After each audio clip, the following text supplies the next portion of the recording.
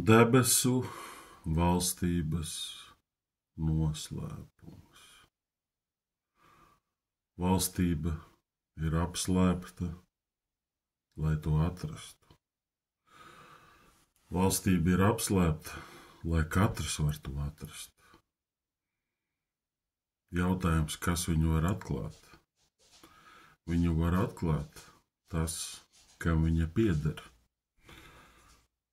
Kam viņa pieder? Tam, kas par viņu sludina. Viņa vārds ir Jēzus Kristus. Viņš atklāja. Viņš atver mūsu acis, atver mūsu ausis un dod mūsu sirdīs saprašanu, ka mēs varam dzīvot viņa valstībā jau tagad. Tā ir pilnīgi cita dzīve. Ko man vajag darīt? Vajag atklāt šo noslēpumu. Meklējot, mēs saņemsim atklāsmi, kas ir Dievs, kāds viņš ir un kāda ir viņa valstība. Atklāsim par valstību, ievad svētībā un pārpilnībā. Šodien, diemžēl, daudzi kristieši mokās, dzīvo sausumā, mīlestības vietā noliek viens otru. Kāpēc tā ir? Tāpēc, ka nav saprašana pa valstību. Nemeklē valstību.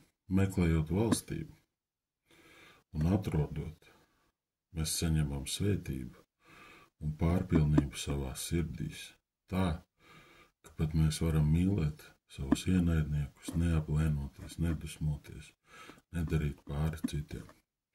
Kristietība, kura dara pāri savam tuvākajam, visticamāk nav saistīta ar debesu valstīm, ir ļoti farizeiska, uz sevi centrēta. Bet nav jēga runāt par problēmām. Problēmas ir jārisina, un problēmas risina tie, kas grib viņas atrisināt. Un risinājums visām problēmām no Dieva piedāvātais ir viņa valstība. Viņa ir apslēpta.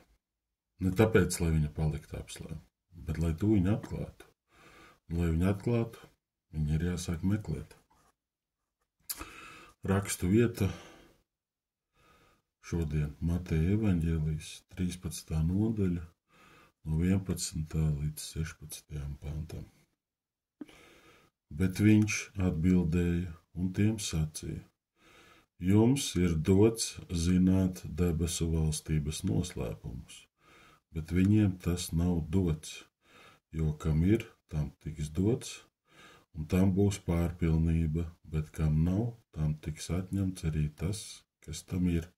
Tāpēc es uz tiem runāju līdzībās, jo tie redzēdami neredz un dzirdēdami nedzird un nesaprot. Un pie tiem piepildās pravieša Jesajas vārdi, kas saka: ar ausīm jūs dzirdēsiet, bet nesapratīsiet. Skatīdamies jūs skatīsieties, bet neredzēsiet, jo šo ļaužu sirds ir apcietināta, un viņa ausis ir nedzirdīgas, un savas acis tie ir aizdarījuši, ka tie ar acīm neredz un ar ausīm nedzird, un sirdī nesaprot un neatgriežas, ka es tos dziedinātu. Bet svētīgas ir jūsu acis, jo tās redz, un jūsu ausis, jo tās dzird. Kam ir dots zināt debesu valstības noslēpumus? Tiem, kas ir tuvu Jēzum. Tie bija viņa tuvākie mācekļi, sekotāji. Meklējot valstību, mēs tuvojamies Dievam. Un Dievs nosaka mūsu tuvumu ar savu atklāsmi par valstību. Pārējiem viņš runāja līdzībās.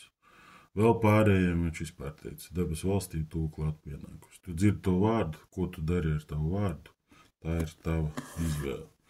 Un tie nebija nekādi parasti cilvēki, kas neko nesaprot, neredz. Tie bija cilvēki, jūdi, kas ļoti labi zināja rakstus, kas lūdza Dievu, upurēja dažādus upurus, piekopa aktīvu ticīgā dzīvi. Bet Jēzus saka, neredz, nedzird, nesaprot. Ja tu gribi redzēt, dzirdēt, saprast, sāc meklēt valstību, un pirmais, ko Jēzus darīs, dziedinās mūsu sirdis, jo cilvēka sirdis ir nocietināts. Tas nozīmē apkrāmētas ar visu kaut ko. Nocietinās sirds nepiedošanās, sāpēs. Un, kad sirds ir tāda, tad valstību nevar redzēt. Kā mēs neredzam valstību? Kā tad te var mīlēt uz šīs pasaules? Te viss ir tik slikts. La. Nē, var dzīvot pilnīgi savādāk. Kā mēs skatāmies uz lietām, tā mēs redzam lietas. Mums vajag atvērt gara acis, gara ausis, un mūsu sirdis vajag piepildīt ar garu, lai mums ir saprašana no Dieva, lai mums ir Kristus prāts. Un Kristus saka, ka būs pārpilnība tiem un svētība, kam būs saprašana pa valstību. Un tiem, kam nebūs, kas negribēs nākt pie Kristus un dziedināt savas sirdis un atvērt acis un ausis, tiem pat atņems to, kas viņiem ir, to mazumiņu. Un smagi vārdi, bet ir izēja.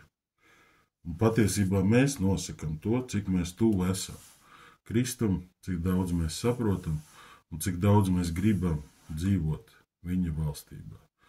Un Dievs ir Jēzus Kristus, jo viņam pieder valstība, un viņš dod saprašanu caur svēto garu. Svētīgu dienu visiem Dieva mīļotajiem, tiem, kam nav draudzes, kas grib draudzi, kas grib iepazīt debesu valstību, aicinām visus uz Cēsī. Zvaigžņu iela 1. Cēsis, Zvaigžņu iela 1. Svētdienās 12. Vienalga, kāds tu esi, kā tev noraksta, nāc. Ja tu dzirdi šo ziņu, Dievs tev aicina. Mēs tev pieņemam un būvēsim debesu valstību kopā. Esi svētīts.